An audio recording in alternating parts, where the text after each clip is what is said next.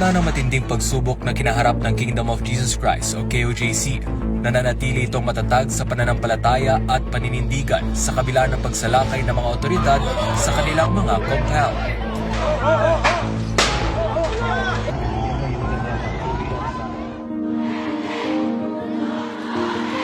Sa isinagawang pasasalamat kay PRRD with OFW's event, ipinabot ni KOJC Executive Secretary Eleanor Cardona ang kanyang salaysay ukol sa mga naganap at ang hindi matinag na pananalig ng mga miyembro sa pamumuno ni Pastor Apollo C. Quiboloy.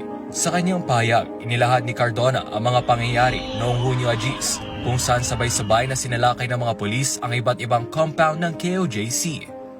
Aniya, matagal nang may natanggap na babala si Pastor Quiboloy tungkol sa posibleng pagsalakay. Ngunit sa kabila nito, hindi sila kailanman nawalan ng pag-asa. Hindi ka makapaniwala kasi naturuan tayo ni Pastor kung paano mamuhay ng maayos, sumunod sa batas, sumunod sa kalooban ng Diyos, magmahal sa kapwa, at maging mabuting tao.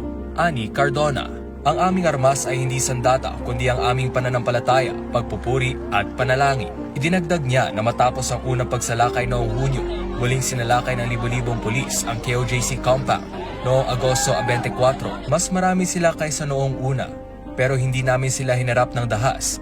Nanindigan kami sa aming pananampalataya tulad ng itinuro sa amin ni Pastor. Sabi niya, gayon din inilarawan ni Cardona ang lalim ng malasakit ni Pastor Quiboloy sa kanyang mga miyembro, lalo na sa panahon ng pagsubok. Masakit para kay Pastor na wala siya sa mga panahong iyon. Bilang aming tagapamahala at tagapagtanggol, nais niyang siya mismo ang naroon upang protektahan kami, wika niya. Ngunit sa kabila ng lahat, tiniyak nilang hindi nila pinabayaan ang kanilang pananampalataya at ang kanilang tahanan sa KOJC. Sa kabila ng mga pagsubok, nananatiling matatag ang Kingdom of Jesus Christ sa kanilang misyon at paniniwala. Dumaan kami sa madilim na yugto, ngunit ito rin ang pagkakataong napatunayan natin ang ating pananampalataya. Natutunan natin hindi lang ang mahalin ang ating kapwa, kundi pati ang ating mga kaaway. Pahayag ni Cardona. Ayon kay Cardona, ang pamumuno ni Pastor Apollo C. Quiboloy ay isang modelo para sa pagbabago ng bansa. Ito ang panahon magkakaroon ng bagong Pilipino. Kung paano kami binago ni Pastor, kung paano niya binago ang mga kingdom citizens, ganoon din ang magiging pagbabago sa ating isipan.